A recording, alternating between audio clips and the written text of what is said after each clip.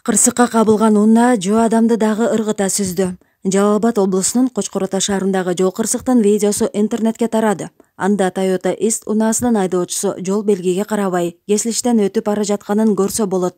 Ошол учурда аны башкы жол менен бара жаткан унаа сүзгөн. Анын кесепетинен жолдун жээгинде бара жаткан жөө адам дагы жабыркады. Үч келин бири-бирине телефонду узатып, ээсине билдирбей алып койгон. Уурлукка шектөөлөр кармалды.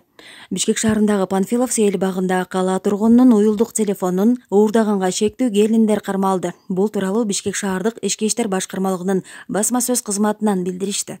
Маалыматка ылайык издөө иштеринин натыйжасында шектүү катары 1989 жана 2000-жылы туулган жарандар кармалган. Шектүүлөр Бишкек шаарынан кармалып, убактылуу кармоочу жайга киргизилди. Ошондой эле шектүүлөр буга чейин ушундай эле кылмыштарды жасап, бир нече жолу соттолгондугу тууралуу маалыматтар алынды.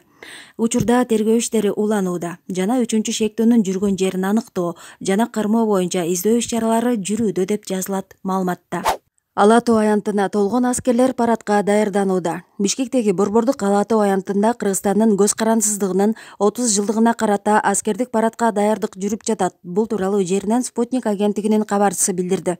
Буга карата Чүй проспектиси Орозбеков көчөсүнөн Эркиндик проспектисине чейинки аралыгындагы жол кыймылы саат 22:00 чейин жабылды. Мындан сырткары эски аянттан өтүүгө да чектөө киргизилди. Кайгыл милициясынын башкармалыгы белгилегендей, эски аянт эртең 27 августта да жабылат.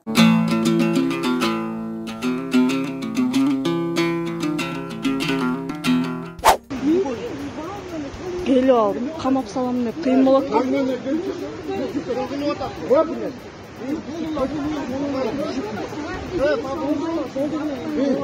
Эмне көтөсүң сен?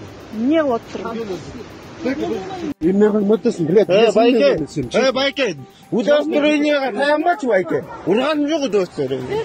Билет, сен билесиң эмне? Байке, сигинбе, байке, сигинбе. Давай өлтүрсөбүз, бас. Келе кол. Давай. Мына угрожать этпей мага удостоверениең менен, брат. Долбоеб мен үгүсүм. Үй бүлөлүү жубайлар Ысык көл облусундагы Ак суу санаторийинде чыр чыгарышты. Эркек киши Каракол шаарынын прокурору экенин жана пансионаттын кызматкерлеринин үстүнөн райондук ички иштер бөлүмүнө арызданууну көздөп жатканын айткан. Бул окуянын видеосу социалдык тармактарда жарыяланган. Видеонун автору чыр санаториянын кызматкерлеринин медициналык беткап кийүү өтүнүчүнөн улам башталганын ырастайт. Ал киши бул өтүнүчтү жетишсиз кабыл алып, кызматкерлер менен уруша баштаган. Кийин урушка анын аялы да кошулган. Такталбаган маалыматтарга караганда, бул адам прокурор эмес, Каракол шаардык сотунун төрагасы Ильяс Иманбеков болушу мүмкүн экени айтылды.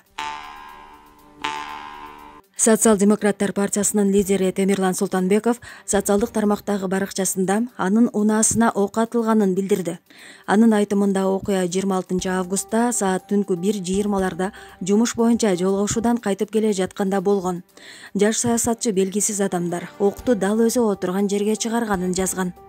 Атуу катуу жана так болду. Менин айдоочум ылдамдыгын кескин жогорулатты. 1 сааттан кийин биз издерди табуу үчүн бул жерге кайра барууну чечтик. Ал жерде айнектин сыныктары калыптыр. Алыстан дарактын артында бир киши көрүнүп турду. Камераны ага багыттаганда ал качып кетти, деди ал. Султанбеков ок 9 мм травматикалык тапанчадан атылганын билдирген. Балким кимдир бирөө коркутууну ойлоп жаткандыр. Бирок мен кимге ушунчалык жакпай калганымды билбейм, деп жазды ал. Жазылган маалымат боюнча милиция кызматкерлери текшерүү иштерин жүргүзүшүп, окуя Аламүдүн районунун аймагында болгонун аныкташты. Темирлан Султанбеков милицияга бул окуя боюнча арыз жаза элек жана толук маалымат бардык зарыл болгон тергөө иш-чаралары жүргүзүлгөндөн кийин берилет, дешти. Талас облусунда жасалма доллар сатууга аракет кылган Казакстандын жараны кармалды. Бул тууралуу Улуттук коопсуздук мамлекеттик комитетинен билдиришти. УКМКнын маалыматы боюнча 25 жаштагы казакстандык жаран Манас районундагы Чоң Капка унаа жолу өткөрмө жайындагы акча алмаштыруу жайларынын бирине ири өлчөмдөгү жасалма долларды сатууга аракет кылган. Аталган факт боюнча жазык кодексинин 225-беренеси акчаны же баалуу кагазды жасалмалоо менен иш ачылган. Учурда ал Талас облустук милициясынын убактылуу кармоочу жайына камакка алынып, тиешелүү экспертиза дайындалды. Аталган фактынын чоо жайын билүү, бул ишке башка адамдардын катышы бар же жогун аныктоо иштери жүрүп жатат. Кыргыз Республикасынын президенти Садыр Жапаров окуучуларга эл аралык олимпиадаларга активдүү катышкандыгы, билим берүү чөйрөсүндөгү жогорку жетишкендиктери жана маанилүү эмгектери үчүн ыраазычылык билдирди. Окуучуларга президент Садыр Жапаровдун атынан ыраазычылык катын бүгүн 26 августта Кыргыз Республикасынын мамлекеттик катчысы Чолпонбек Абыкеев тапшырды. Мамлекеттик катчы билим берүү тармагына мамлекет тарабынан өзгөчө көңүл бөлүнөрүн белгиледи. Кыргызстандын окуучулары дүйнөлүк билим берүү аренасында өлкөбүздү таанытып жатканы кубандырат. Чолпонбек Абыкеев мамлекет башчысынын жана жеке өзүнүн атынан өз иштерине берилгендик менен конкреттүү жыйынтыктарга жетишип жаткан окуучуларга жана алардын окутуучуларына ыраазычылык билдирди. Катышуучуларга жаңы жетишкендиктерди жана бардык жакшылыктарды каалап, ал президент Садыр Жапаровдун атынан эстеликке белектерди тапшырды. Пакистандык студенттер документтерди кайтарып берүүнү талап кылып митингге чыгышты. Бишкекте Евразия эл аралык медициналык университетинин студенттери митинг өткөрүштү. Алар документтерин берүүнү талап кылышты. Биз бул жерде медицина тармагында билим алып жатабыз. Пакистандын медициналык комиссиясы ММОну С тизмесине киргизди. Ошондуктан биз которуу үчүн акыркы 6 айда университеттен академиялык транскрипти сурадык. Бирок университеттин жетекчилиги документтерди бербей жатат, дешет студенттер. ММОнун ректору Эсен Салиев 24 KG маалымат агенттигине комментарий берип жатып, эмне үчүн университеттин жетекчилиги пакистандык студенттерге документтерди бербей жаткандыгынын себебин түшүндүргөн. Анда келишим жана окуу дисциплиналары боюнча карызы бар экенин айтылган. Баткен районундагы жетекчилер чек арада Өзбекстандын делегациясы менен жолугушту.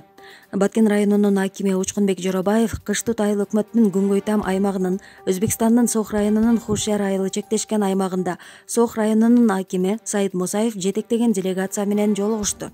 Маалыматка караганда жолугушууда эки тараптын чарбалык, чек аралаш аймактарда мыйзамсыз курулуштар, жол, чек ара өткөрүү бекеттеринен өтүү эрежелери, жайыт, эки тараптуу кызматташуу маселелери каралды.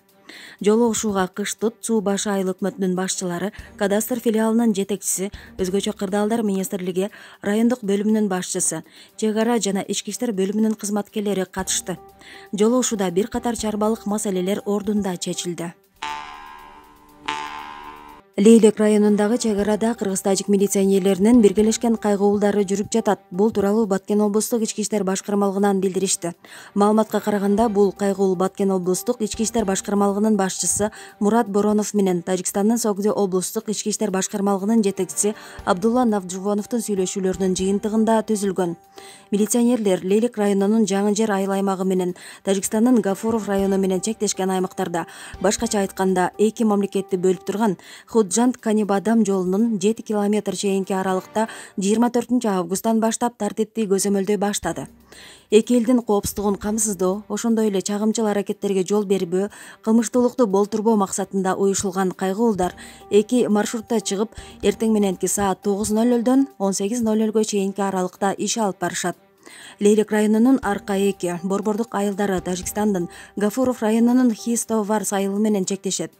Бул аймактарда негизинен кылмыштуулуктун, оорулуктун, автотранспорт каражаттарын укукка жат түрдө ээлеп алуу түрлөрү көп катталат.